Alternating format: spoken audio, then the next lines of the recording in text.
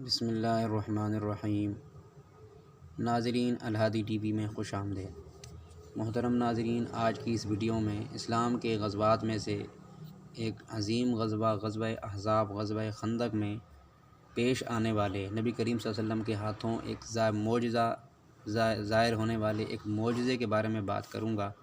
ویسے تو نبی کریم صلی اللہ علیہ وسلم کے بہت سارے معجزات ہیں جو بہت سی کتب احادیث اور تاریخ میں بیان کیے گئے ہیں، جن کو وقفے سے بیان کیا بھی جائے گا۔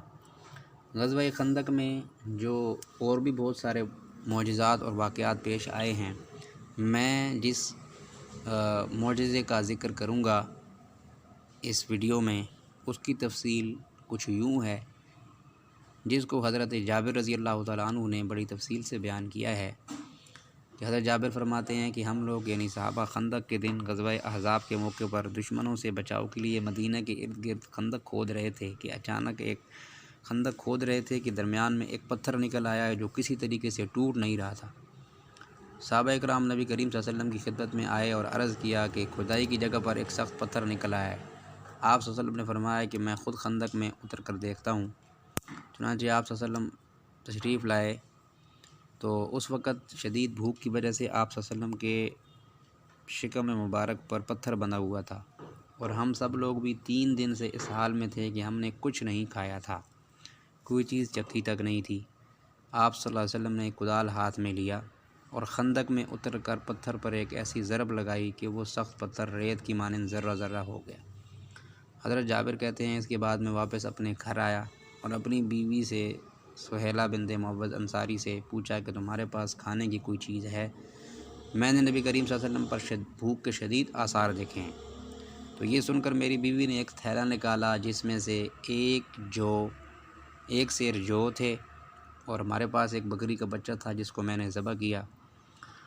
اور وہ گوشت میری بیوی نے آٹا پیسا اور ہم نے گوشت ہانڈی میں ڈال کر چولہے پر چڑھا دیا۔ میں نبی کریم صلی اللہ علیہ وسلم کے پاس آیا اور آپ صلی اللہ علیہ وسلم سے چپکے سے عرض کیا، اے اللہ کے رسول،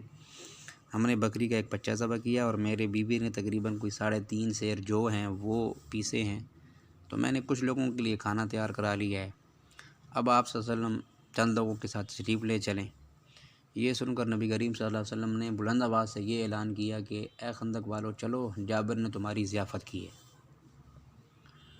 تو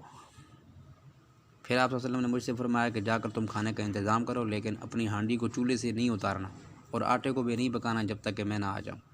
آپ صلی اللہ علیہ وسلم اپنے ساتھیوں کے ساتھ میرے یہاں تشریف لائے۔ میں نے گندا ہوا آٹا آپ صلی اللہ علیہ وسلم کے سامنے رکھ دیا، تو آپ صلی اللہ علیہ وسلم نے اس میں اپنا لعاب دہن ڈال کر برکت کی دعا فرمائی، پھر ہانڈی کی طرف بڑھے اور اس میں لعاب ڈال کر برکت کی دعا فرمائی۔ اس کے بعد آپ صلی اللہ علیہ وسلم نے میری بیوی کے بارے میں فرمایا کہ روٹی پکانے والی کو بلاؤ تاکہ وہ تمہارے ساتھ روٹی پکا کر دیتی رہے، اور چمچے سے ہانڈی میں سالن نکالتے رہو، لیکن ہانڈی کو چولہے پر رہنے دینا۔ حضرت جابر کہتے ہیں کہ اس وقت خندق والے 1000 آدمی تھے جو 3 دن سے بھوکے تھے، اور 3 دن سے انہوں نے کچھ کھایا نہیں تھا،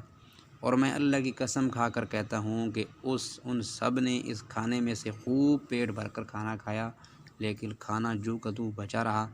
جب سب لوگ واپس ہو گئے تو ہانڈی اسی طریقے سے چولہے پر پک رہی تھی جیسا کہ پہلے تھی، اور آٹا اسی طریقے سے پکایا جا رہا تھا جیسا کہ وہ شروع میں تھا۔ تو ناظرین، اس حدیث شریف کے اندر یوں آیا ہے کہ 3 سیر جو تھے اور ایک بکری کا بچہ تھا، جو ظاہری نظر سے دیکھا جائے تو 1000 آدمیوں کے لیے پورا کرنا ان کے لیے پورا کرنا بہت مشکل ہو جاتا ہے، لیکن اس میں نبی اکرم صلی اللہ علیہ وسلم نے اپنا لعاب دہن کھانے میں بھی اور آٹے میں بھی شامل فرمایا، اور ان کو ایک خاص بات تلقین کی کہ چولہے سے اس کو ہانڈی کو یعنی کہ اس میں وہ اپنا لعاب دہن ڈالا، جس کی وجہ سے وہ کھانا جو ظاہری نظر سے چند لوگوں کے لیے بھی ناکافی ہو، لیکن وہ آپ صلی اللہ علیہ وسلم کی برکت کی وجہ سے اور آپ صلی اللہ علیہ وسلم کی دعا کی وجہ سے، لعاب دہن کی برکت کی وجہ سے، اس میں اللہ نے ایسی برکت ڈالی کہ وہ تمام 1000 لشکر کے لیے، صحابہ اکرام کا 1000 کا گروہ ان کے لیے بھی کافی ہو گیا اور ان سے بچ بھی گیا۔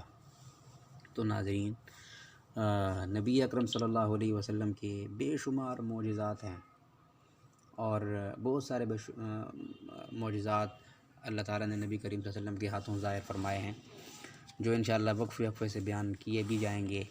اور جن سے آپ صلی اللہ علیہ وسلم کی افضلیت اور آپ صلی اللہ علیہ وسلم کی فوقیت بھی ظاہر ہوتی ہے، اور آپ صلی اللہ علیہ وسلم کی شرف اور عظمت بھی بڑھتی ہے۔